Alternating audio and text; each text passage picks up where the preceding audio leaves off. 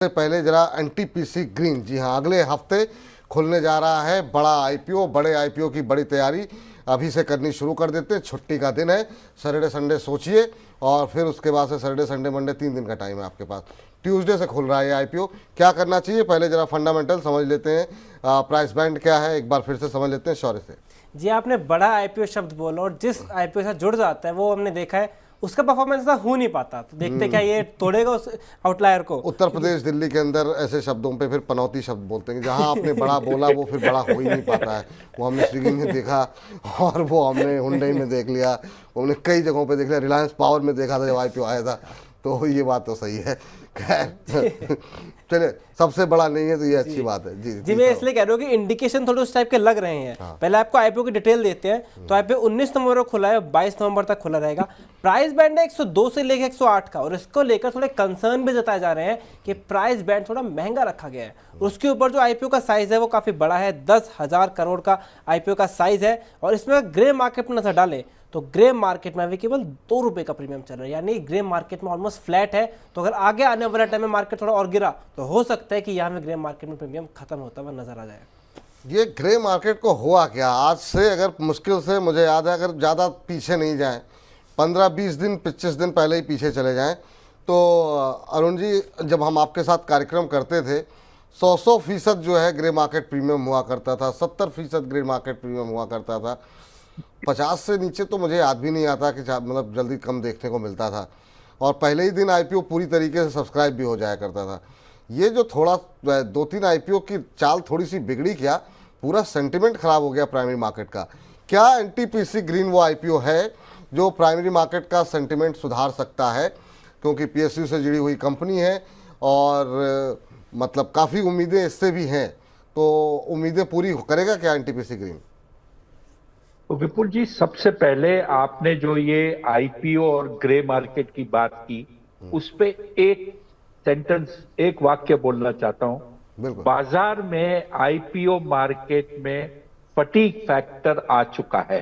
पहले दिन आईपीओ भर जाता था रिटेल और एचएनआई से, अब तीसरे दिन जाकर कहीं भरता है, अगर भरता है तो।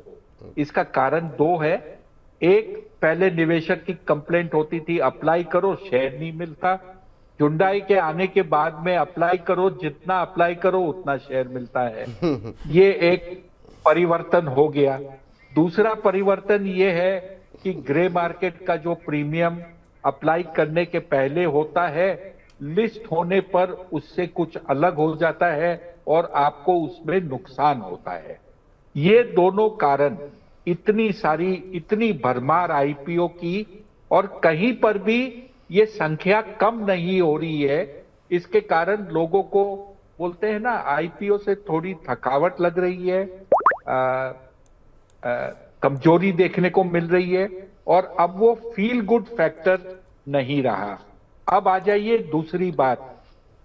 लोगों को लगा था कि जिस हिसाब से इरिडा आया था उस हिसाब से इस कंपनी में भी हमको मुनाफा होने की संभावना है। एक तकनीकी बात सभी दर्शकों को बताना चाहता हूं। ये गवर्नमेंट ऑफ इंडिया की कंपनी डायरेक्ट नहीं है, ये एनटीपीसी की कंपनी है, जिसमें गवर्नमेंट ऑफ इंडिया या जो प्रेसिडेंट ऑफ इंडिया है उसकी हिस्सेदारी है। ये उस एनटीपीसी की एक सब्सिडियरी है, इसलिए ये इश्यू की जो प्राइस है वो एनटीपीसी का बोर्ड नक्की करता है और उसको डायरेक्ट करता है मिनिस्ट्री ऑफ एनर्जी।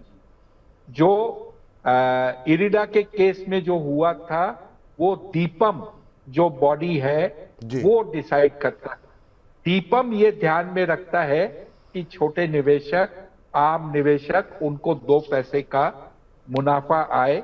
ये मैं एग्जाम्पल सिर्फ इसलिए दे रहा हूं कि कई लोगों ने मुझे पूछा कि गवर्नमेंट की इश्यू इतनी महंगी क्यों आ रही है, इसलिए ये स्पष्टीकरण देता हूं। अब आ जाइए, कंपनी को देखना कैसे चाहिए।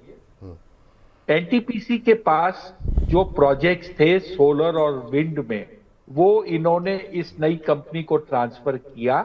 और अब ये प्रोजेक्ट और नए प्रोजेक्ट जो एनटीपीसी ग्रीन लगाने वाला है उसको लेकर ये कंपनी आ रही है।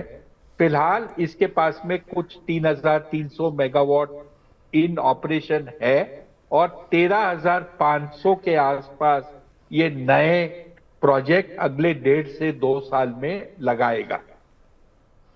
जब ये लगकर चालू हो जाएंगे तो 18,000 या 16,000 17,000 मेगावाट में ये देश की सबसे बड़ी लिस्टेड एंटिटी हो जाएगी। लेकिन तब तक 2 साल तक आपको ये लगेगा कि इसके वैल्यूएशन थोड़े महंगे हैं।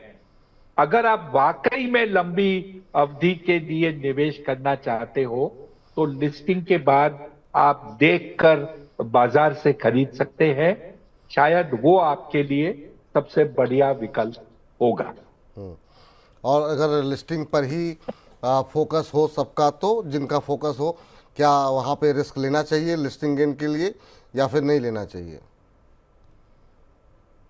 सर, ग्रे मार्केट इंडिकेट करता है लिस्टिंग गेन है नहीं। जी। बाजार ने कहीं पर भी टर्न अराउंड के संकेत नहीं दिए हैं। ये शेयर अगले हफ्ते इशू खुलेगा। लिस्ट होते होते ये दिसंबर का महीना आ जाएगा। जल्दबाजी लिस्टिंग गेन की क्यों करते हो? लिस्ट होने के बाद में नफा नुकसान कर लेंगे। ठीक, क्योंकि वो इसलिए सवाल था ना सर कि क्योंकि हमने देखा स्विगी को लेकर के ग्रे मार्केट प्रीमियम जो है वो 0 हो गया था, बीच में निगेटिव हो गया था, फिर वो 5-6% प्रीमियम पे लिस्ट हुआ और उसके बाद से फिर हमने देखा कि 1-2 दिन के अंदर 17-18% के आसपास का रिटर्न लोगों को मिल गया। तो ऐसे बाजार में अगर 17-18% का प्रीमियम मिल जाता है तो बुरा नहीं है। तो क्या ये एनटीपीसी से भी एक्सपेक्ट कर सकते हैं स्विगी जैसा? सर, आपने जो नंबर बोला वो उम्मीद अगले 1 हफ्ते में लिस्टिंग के बाद मिल जाए, ऐसी उम्मीद नहीं है। ऐसी उम्मीद नहीं है। ठीक तो ठीक ठीक। हाँ जी, तो हाँ जी, तो लिस्टिंग गेन के लिए तो नहीं बिल्कुल ट्राई करना चाहिए। हाँ, लंबी अवधि का नज़रिया है तो एक बार लिस्ट हो जाने दीजिए, उसके बाद जो है फिर रणनीति तय की जाएगी।